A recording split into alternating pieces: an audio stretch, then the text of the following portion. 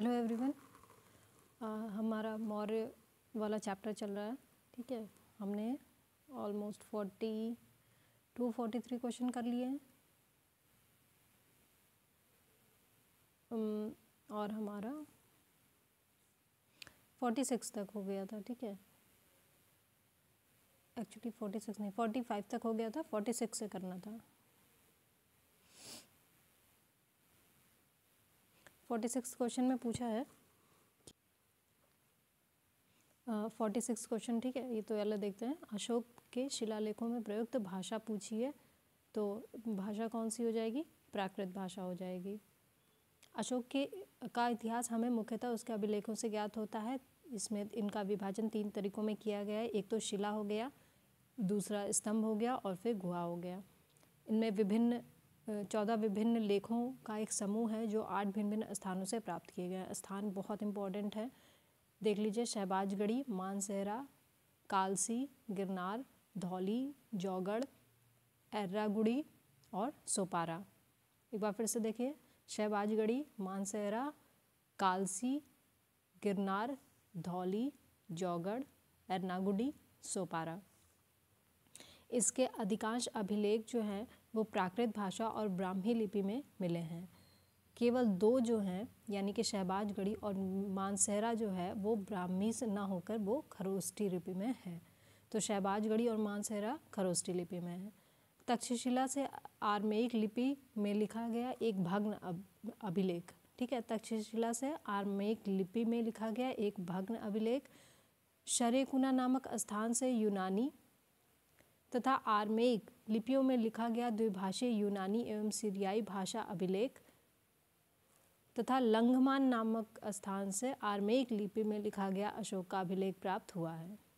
ठीक है, एक बार खुद से रीड कर ले, समझ में आ जाएगा। क्वेश्चन 47 पूछा है खरोष्ठी लिपि में क्या कौन सा है लिखा गया है? तो शहबाजगढ़ी हो गया, दूसरा मानसेहरा हो गया।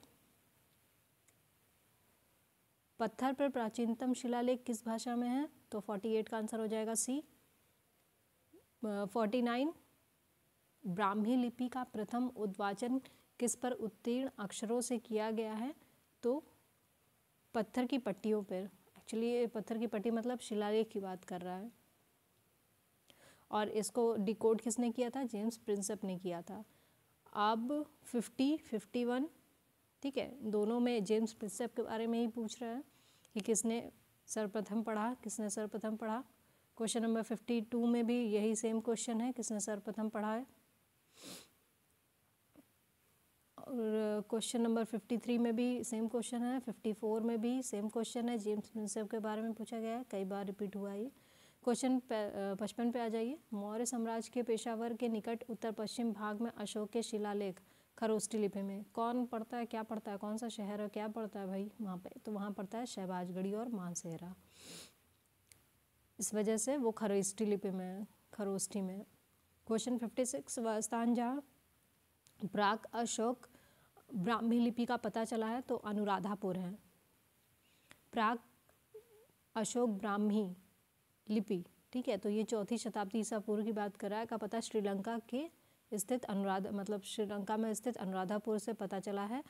कुछ और स्थानों के अभिलेखों से इस प्रकार की लिपि का साक्ष्य मिला है।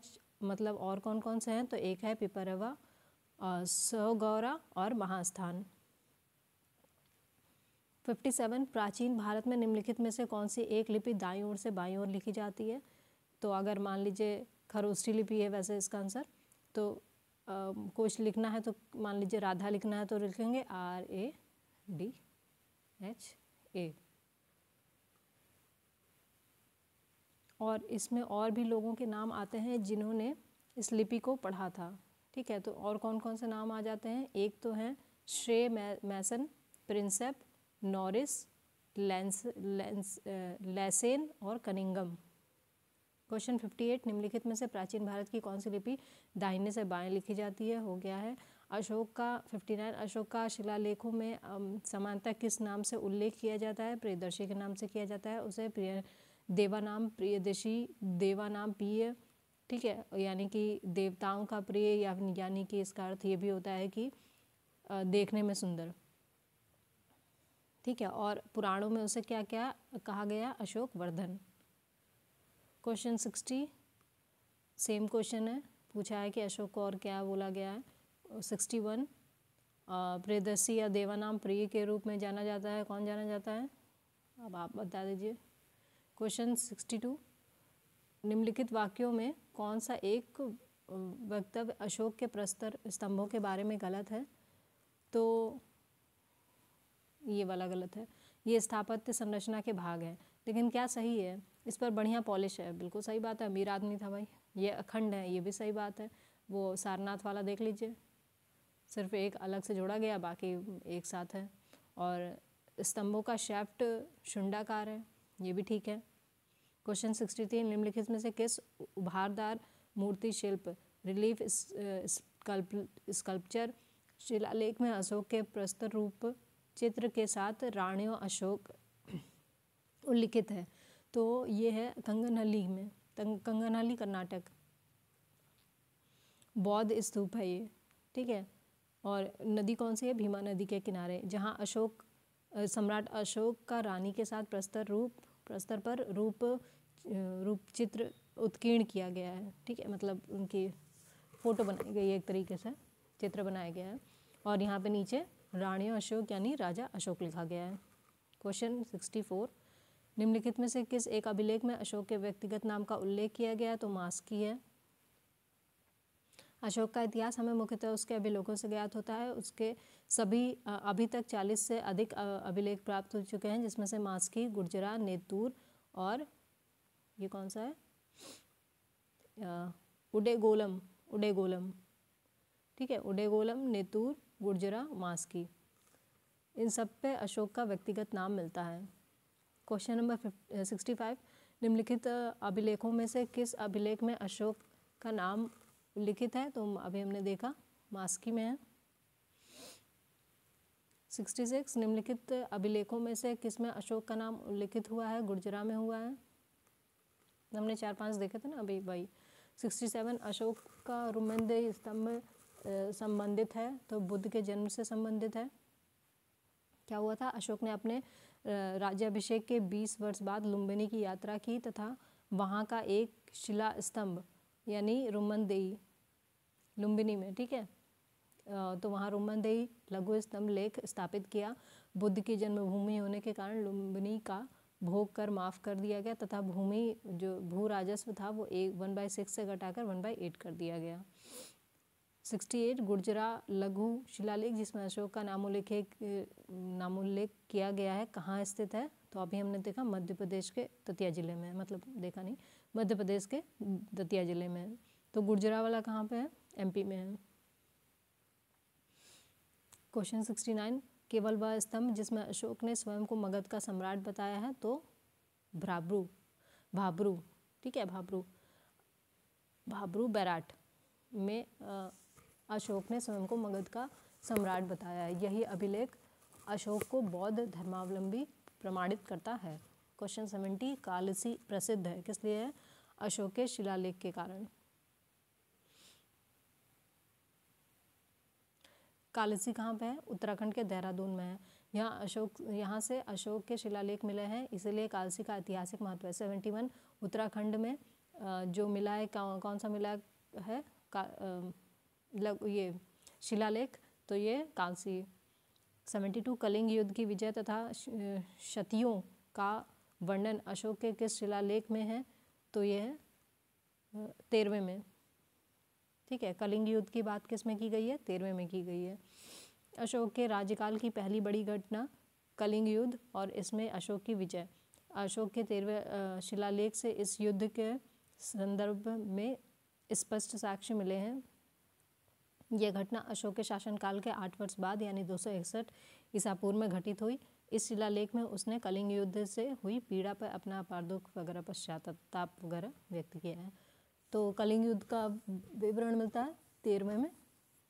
74वां है अशोक ने निम्न अभिलेखों में से पूर्ण रूपेण धार्मिक सहिष्णुता के प्रति समर्पित कौन सा अभिलेख है? तो 12वां है। अशोक के दीर्घ शिलालेख 12 में सभी संप्रदायों के सार की वृद्धि होने की कमाई की गई है। और इसमें धार्मिक सहिष्णुता हेतु पालनीय उपाय भी बताए गए हैं। 75 निम्नलिखित में से किस शासक ने अपनी प्रजा को इस अभिलेख के माध्यम से परामर्श दिया है? तो भाई परामर्श तो फिलहाल इस समय अशोक ही दे रहे हैं। हालांकि देख लेते हैं क्या कहा गया है। कोई भी व्यक्ति जो अपने संप्रदाय को महिमामंडित करने की दृष्टि से अपने धार्मिक संप्रदाय की प्रशंसा करता है या अपने संप्रदाय के प्रति अत्यधिक भक्ति के कारण अन्य संप्रदायों की निंदा करता है, वह अपितु अपने संप्रदाय को गंभीर रूप से हानि पहुंचाता है। ले ये आदमी समझदार था। क्वेश्चन 76 अशोक के जो प्रमुख शिलालेख संगम राज्य के विषय में हमें बताते हैं उनमें सम्मिलित हैं। कौन सा है? दूसरा और 13वां। क्या बता रहे हैं? जो संगम राज्य थे ना उनके बारे में बता रहा था, जो जिनसे सीमा इनकी लगी हुई थी। चेर चोल पांड्य वो वाले, सत्यपुत्र और केरलपुत्र, ताम्रपर्णी यानी श्रीलंका।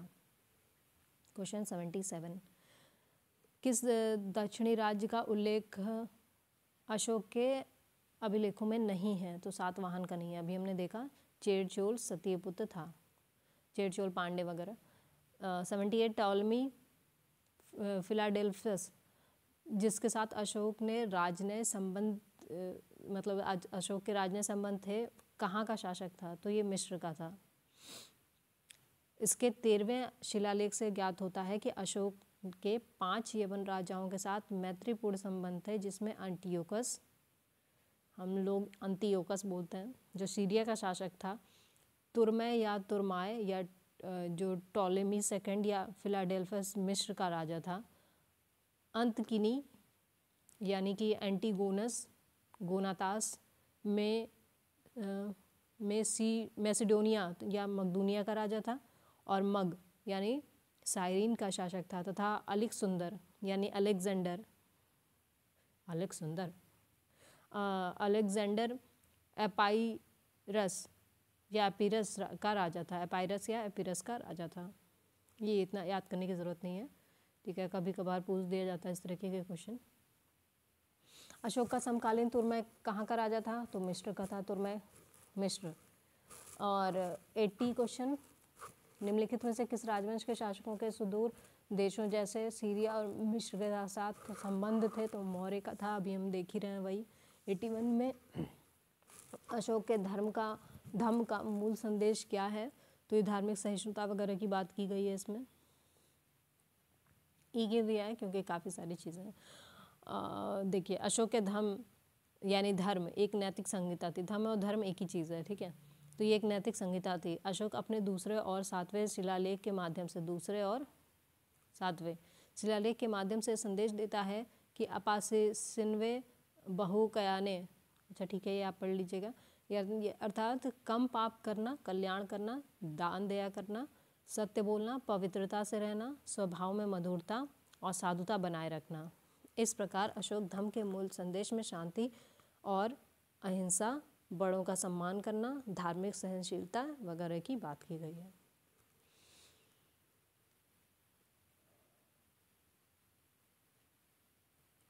इसमें ये भी सही है, ये भी सही है, ये भी सही है, ए वाला सही नहीं है।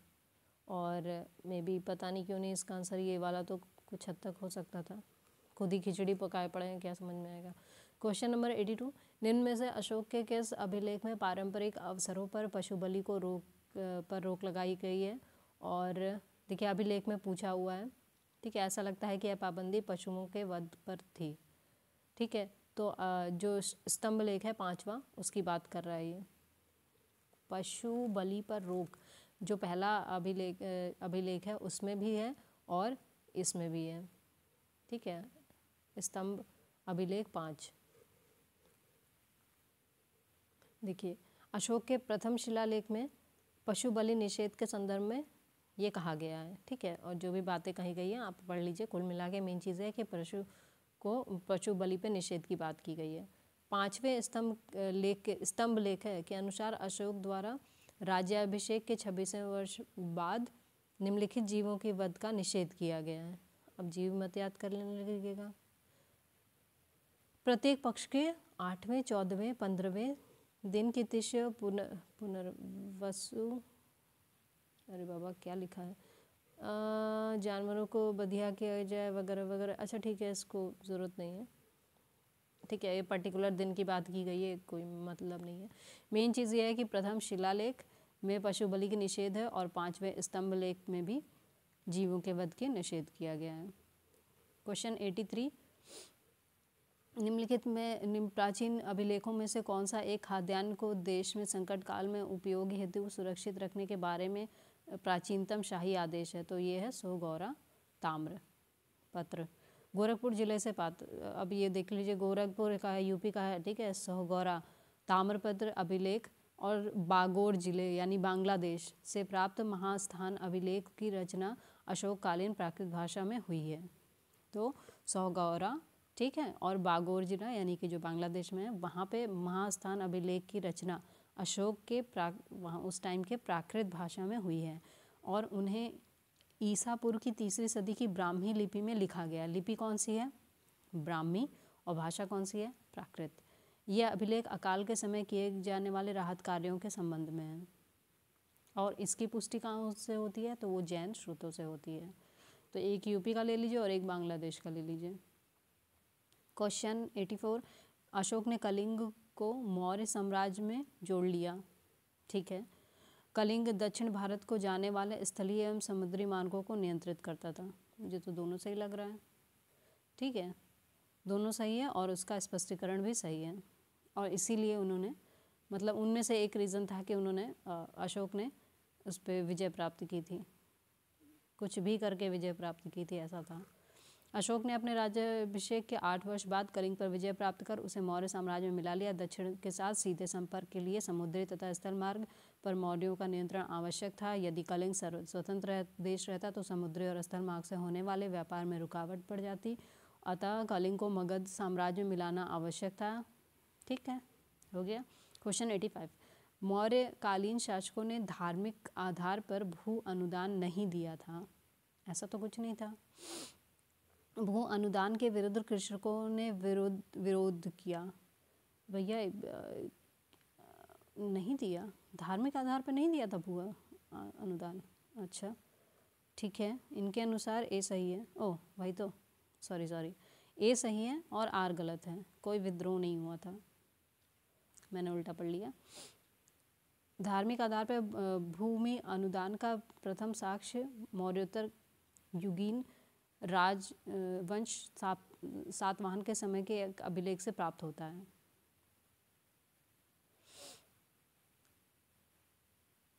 आई थिंक मैं कुछ गड़बड़ कर रही हूँ। ए सही है, इसका मतलब ये हुआ कि अशोक के मतलब मौर्य काल में जो भी भू अनुदान किए गए वो धार्मिक आधार पर नहीं किए गए थे, ठीक है। और धार्मिक आधार वाले कब स्टार्ट हुए? वो सातवाहनों के समय में हुए थे। हाँ, ये ज़रूर है कि भूमि अनुदान बहुत किया गया है मौर्यों के टाइम में, और मौर्य कालीन शासकों ने धार्मिक आधार पर कोई भूमि दान स्वरूप नहीं दी। भूमि दान के विरुद्ध कृषकों का विद्रोह का कोई वर्णन नहीं प्राप्त होता है, ठीक है। 86 है, प्रसिद्ध यूनानी राजदूत मेगस्थनीज भारत में किसके दरबार में आए थे? मेगस्थनीज के बारे में पूछा है, चंद्रगुप्त मौर्य के टाइम पे आए थे। मेगस्थनीज कौन था? ये सेल्यूकस निकेटर द्वारा चंद्रगुप्त मौर्य के राज्यसभा में भेजा गया एक यूनान से आया राजदूत था, ठीक है। सेल्यूकस निकेटस का था, ठीक है, राजदूत था। इसके पूर्व वह अराकोसिया के क्षत्रप के राज दरबार में सेल्यूकस का राजदूत रह चुका था। मेगस्थनीज ने काफ़ी समय तक मौर्य दरबार में निवास किया। भारत में उसने जो कुछ भी देखा सुना उसे उसने अपने इंडिका में लिपिबद्ध कर दिया। इंडिका उनकी बुक का नाम है।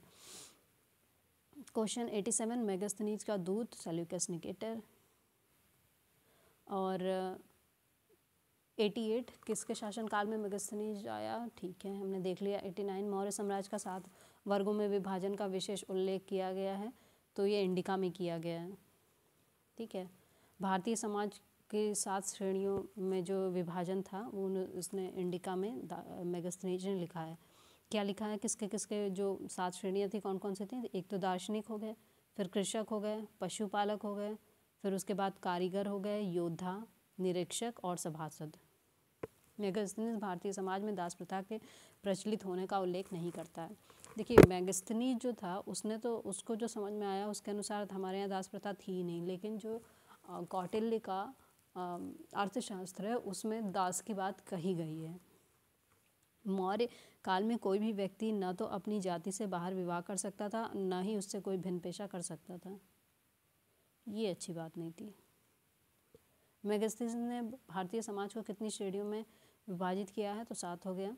91 निम्नलिखित में से किस स्रोत में उल्लिखित है कि प्राचीन भारत में दास्ता नहीं थी, तो ये हो गया मेगास्थनीज की इंडिका, सी ऑप्शन।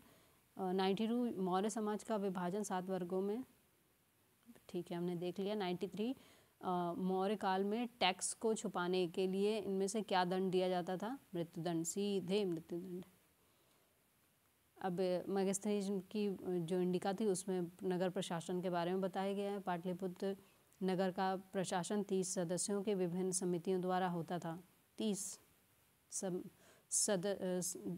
सदस्य थे टोटल, 6 समितियां थीं, 5 सदस्य थे पर में, टोटल 30 हो गया। याद क्या रखना है, 6 समितियां। छठी समिति का कार्य बिक्री कर वसूल करना था। कई तरीके के कर लिए जाते थे इनके यहाँ भी। विक्रय कर मूल्य का 10वें भाग के रूप में वसूल किया जाता था। करों की चोरी करने वाले को मृत्युदंड दी जाती थी। वह स्रोत जिसमें पाटलिपुत्र के प्रशासन का वर्णन मिलता है, ठीक है। 95 कौन स्रोत मौर्यों के नगर प्रशासन का विस्तृत विवरण देता है, ठीक है हमने देख लिया। 96 हो गया। 97 रिपीटेड, 98 रिपीटेड, 99 रिपीटेड, 100 पे आ जाइए। वर्तमान नगर पालिका प्रशासन का कौन सा कार्य मौर्य काल से जारी है? अच्छा, आज का नगर पालिका का प्रशासन कौन सा, ठीक है, तो यह जन्म मृत्यु पंजीकरण, ठीक है। मौर्य युग में नगरों का प्रशासन नगर पालिकाओं द्वारा चलाया जाता था। उस समय भी नगर पालिकाएं होती थी जिसका प्रमुख नागरक कहलाता था या फिर प्रमुख्य कहलाता था। मेगास्थनीज ने पाटलिपुत्र के नगर परिषद की 5 सदस्यों वाली 6 समिति का उल्लेख किया है। इनमें से तीसरी समिति जन्म मृत्यु पंजीकरण का हिसाब रखती थी। वर्तमान में एक कार्य नगर पालिका प्रशासन द्वारा हमारे किया जाता है। क्वेश्चन 101 मौर्य नरेशों के बारे में निम्नलिखित में से कौन सा कथन सही है? उन्होंने विकास किया था। किसका किया था? तो मौर्य नरेशों ने, ठीक है, तो संस्कृति कला साहित्य का किया ही था, प्रांत का विभाजन किया ही था, सोने के सिक्के वाली बात हजम नहीं हुई। हिंदू कुश तक इनका साम्राज्य था, ठीक है। और ये देख लीजिए, ठीक है, ये उत्तर पश्चिमी ईरान की सीमा से लेकर दक्षिण में उत्तरी कर्नाटक तक फैला था। पूर्व में मगध से लेकर पश्चिम में सौराष्ट्र और सोपारा तक संपूर्ण प्रदेश तक उसके साम्राज्य के अधीन था। इतिहास का स्मिथ के अनुसार हिंदू कुश पर्वत भारत की वैज्ञानिक सीमा थी। अशोक के अभिलेखों में मौर्य साम्राज्य के 5 प्रांतों के नाम मिलते हैं, ठीक है। ये हमने सबसे जब कल वीडियो देखा था, मतलब लास्ट वीडियो जो देखा था, तो उसमें सबसे पहले यही पढ़ा था, ठीक है। उत्तरापथ, दक्षिणापथ, अवंतीरट, ठीक है, ये हमने पढ़ा था। स्वर्ण सिक्कों को भारत में प्रचलित करने का जो श्रेय जाता है वो हिंद यवन यानी इंडो ग्रीक को जाता है। क्वेश्चन नंबर 102 भाग एवं बलि किसके भाग थे? राजस्व के स्रोत थे, भाग एवं बलि। अर्थशास्त्र ज्ञात होता है कि राजा भूमि का मालिक होता था। वह भूमि से उत्पन्न उत्पादन के एक भाग का अधिकारी होता था। इस भाग को भाग कहा जाता था, मतलब इस कर को भाग कहा जाता था, और इस प्रकार बलि भी राजस्व का स्रोत था। 103 मौर्य काल में भूमि कर, जो कि राज्य की आय का मुख्य स्रोत था, किस अधिकारी द्वारा एकत्र किया जाता था? तो ये था सीताध्यक्ष, कृषि भूमि का अध्यक्ष था। वही भूमि कर वसूलने का कार्य करता था, जबकि अग्रोनोमोई या एग्रोनोमोई जिले के अधिकारियों को कहा जाता था। क्या होता था? जिले के अधिकारी, डीएम टाइप समझ लीजिए। और उसके अलावा शुल्काध्यक्ष विभिन्न प्रकार के व्यवसाय एवं व्यापार कर वसूलता था, व्यवसाय और व्यापार कर, ठीक है। और उसके अलावा अक्राध्यक्ष, तो ये क्या करता था? खानों का नियंत्रण करता था। अक्राध्यक्ष खान जो था उनका नियंत्रण करता था। आ जाइए 104 सीता से तात्पर्य राजकीय भूमि से प्राप्त आय।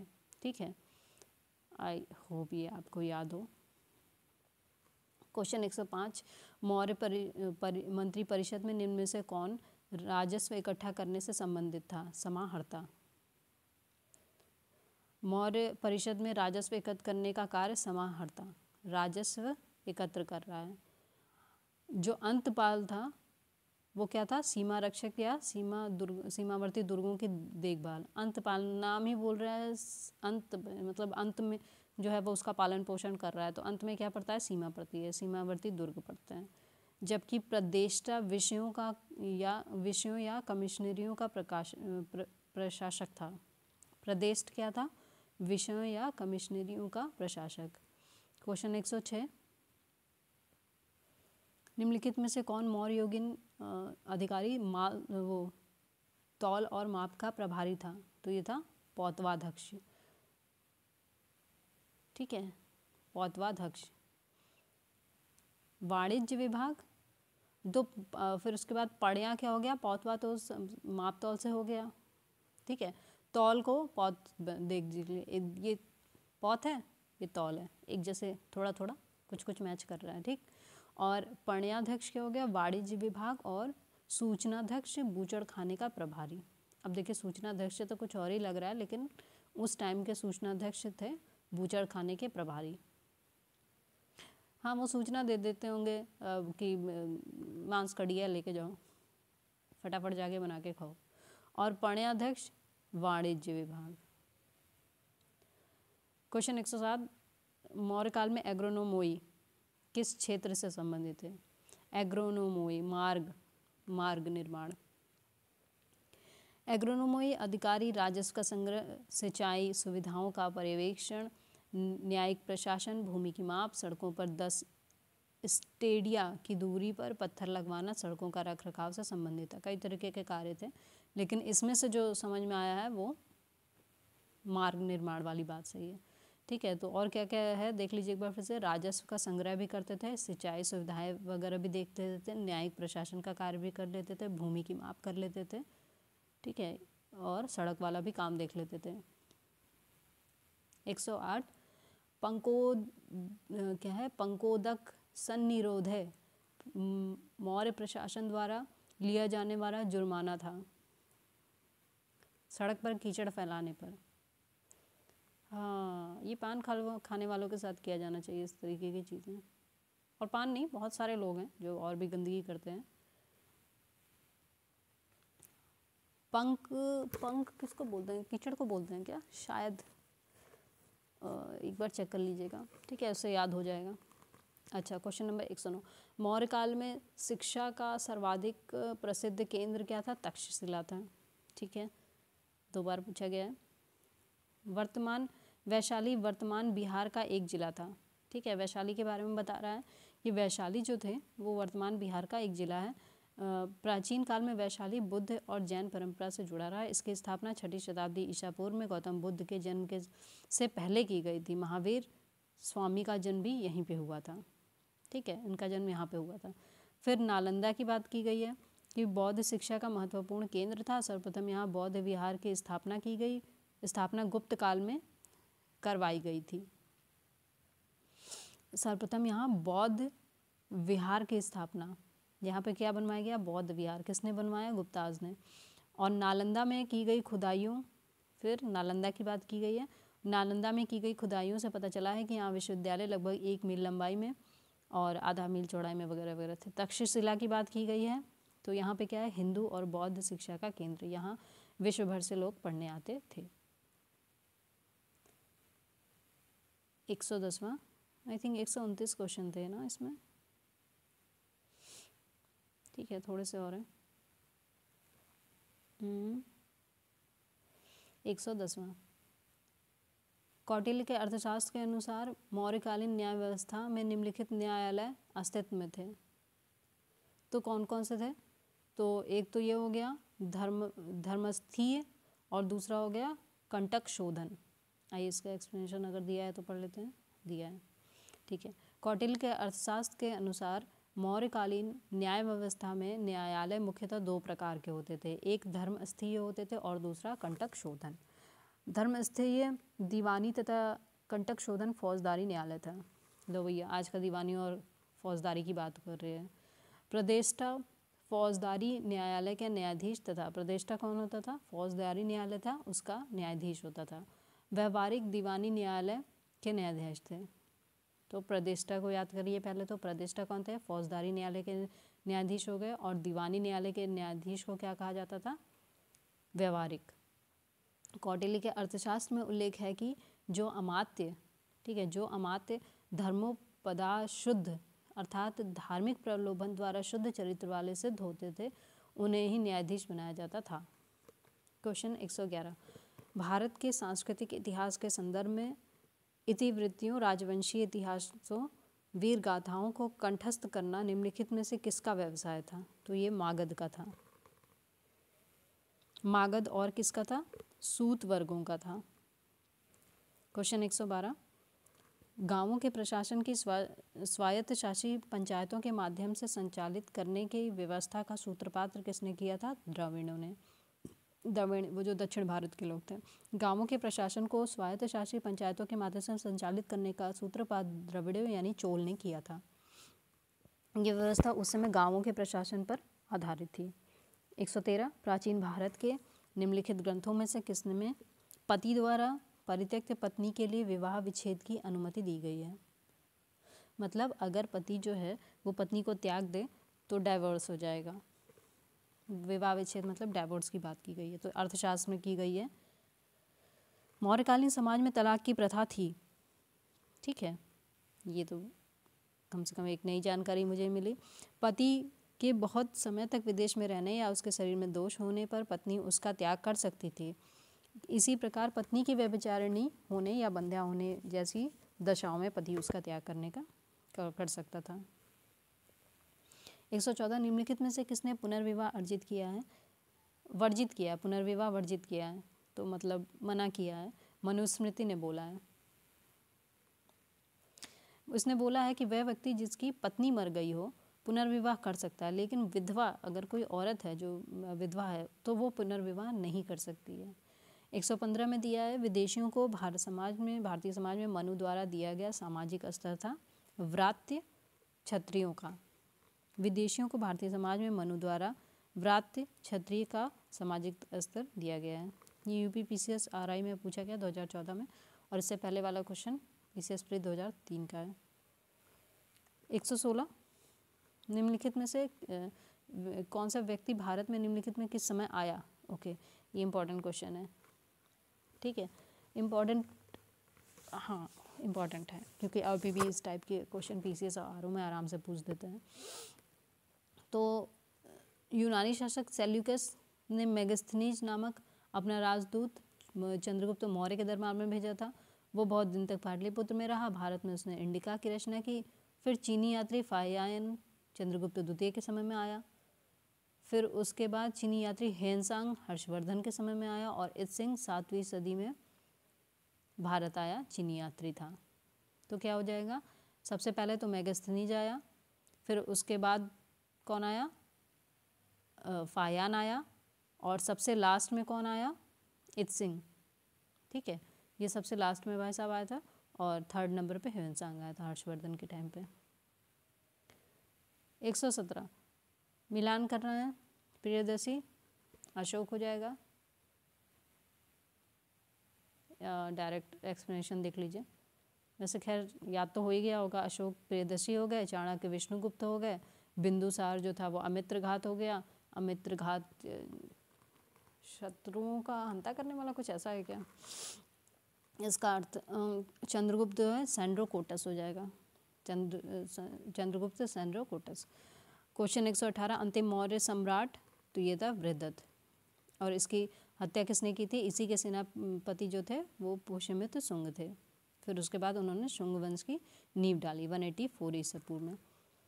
119, अंतिम मौर्य शासक बृहदत्त की हत्या उसके प्रधान सेनापति पुष्यमित्र शुंग ने की थी।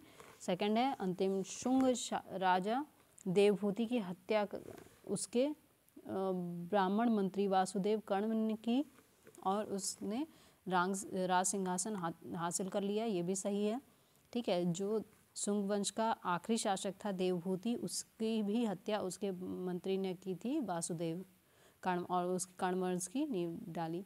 आंध्र के कर्ण राजवंश के अंतिम शासक को पद वंचित किया गया था। सब सही है।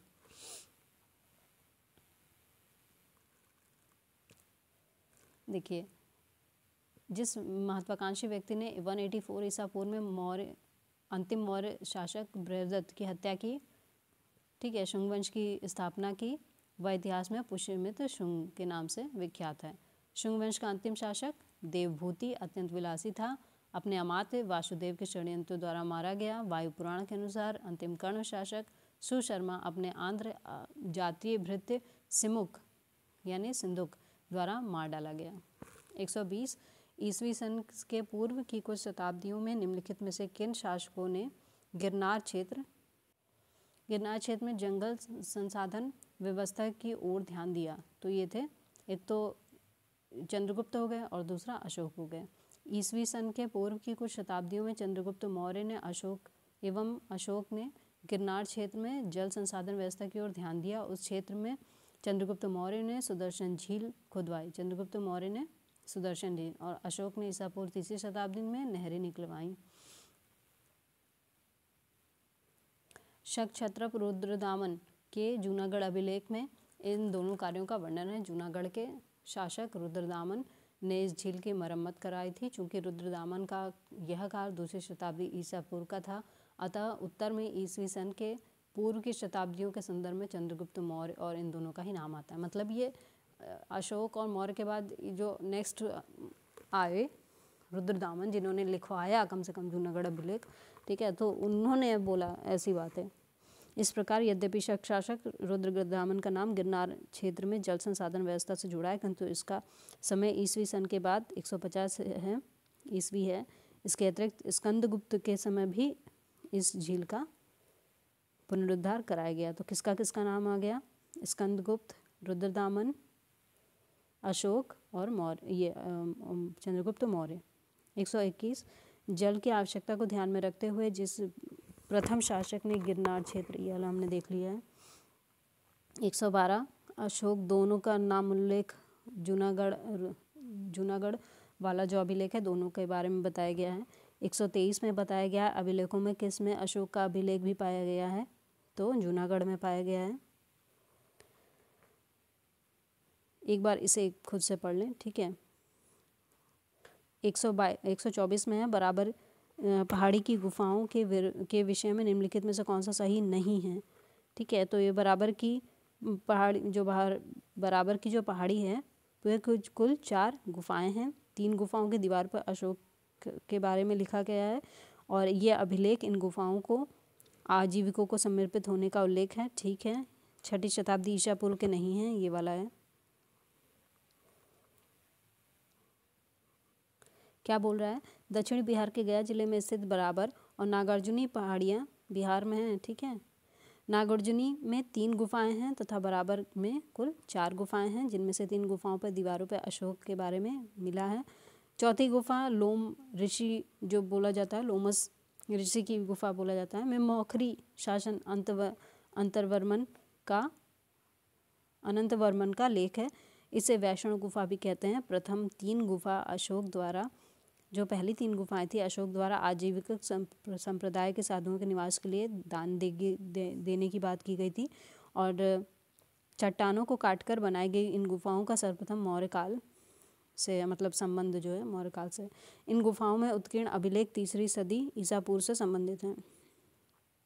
क्वेश्चन 125 मौर्यकालीन मूर्तियों में मणिभद्र नाम से अंकित मूर्ति किस स्थान से प्राप्त हुई है? परखम। पूछा गया है मणिभद्र नाम से अंकित मूर्ति किस स्थान से प्राप्त हुई है? परखम। मथुरा की मूर्तिकला का प्रादुर्भाव यहाँ की लोक कला के माध्यम से हुआ है। लोक कला से संबंधित ये मूर्तियाँ यक्षों की हैं। यक्ष पूजा तत्कालीन लोक धर्म का एक अभिन्न अंग थी। यहाँ की सर्वाधिक महत्वपूर्ण परखम नामक ग्राम से प्राप्त मणिभद्र यक्ष की मूर्ति है, जिसका संबंध मौर्य काल से है। मथुरा से प्राप्त यह यक्ष प्रतिमा भारतीय कला जगत में परखम यक्ष के नाम से प्रसिद्ध है। 126 सही सुमेलित है पूछा है। लोथल, अच्छा कौन सा सही सुमेलित है? लोथल में डॉकयार्ड तो मिला है, ठीक है। एंशियंट, अच्छा एंशियंट लिखा, हिंदी में लिखा है, ओके। सारनाथ क्या लिखा है? फर्स्ट सरमन ऑफ बुद्ध, ठीक है। राजगिरी लॉयस कैपिटल ऑफ अशोक, ये वाला गलत है, ठीक है। राजगिरी में लॉयन कैपिटल ऑफ अशोक नहीं है। Nalanda great seat of Buddhist learning, तो ठीक है, नालंदा में पढ़ाई की जाती थी, बिल्कुल ठीक बात है। तीसरा गलत हो जाएगा, बाकी सही है, ठीक है। तो हमारे यहाँ पे 126 क्वेश्चंस कंप्लीट हो गए हैं। नेक्स्ट होगा मौर्योत्तर काल, ठीक है। देखते रहें, इंपॉर्टेंट हैं सारे, क्योंकि सच ये है ना कि जैसे जैसे चैप्टर्स लेट होते जाते हैं, मतलब बाद के जो चैप्टर्स हैं उसमें बहुत ज़्यादा मन नहीं करता उन सब चीज़ों को पढ़ने का। स्टार्टिंग वाले तो सभी पढ़ लेते हैं, ठीक है। तो मौर्य हो गया, मौर्योत्तर, उसके बाद वाले चैप्टर्स हैं, इसमें भी अच्छे खासे क्वेश्चन हैं। आई थिंक 66 क्वेश्चन है, ठीक है। फिर गुप्ता और गुप्तोत्तर, ठीक है। Thank you.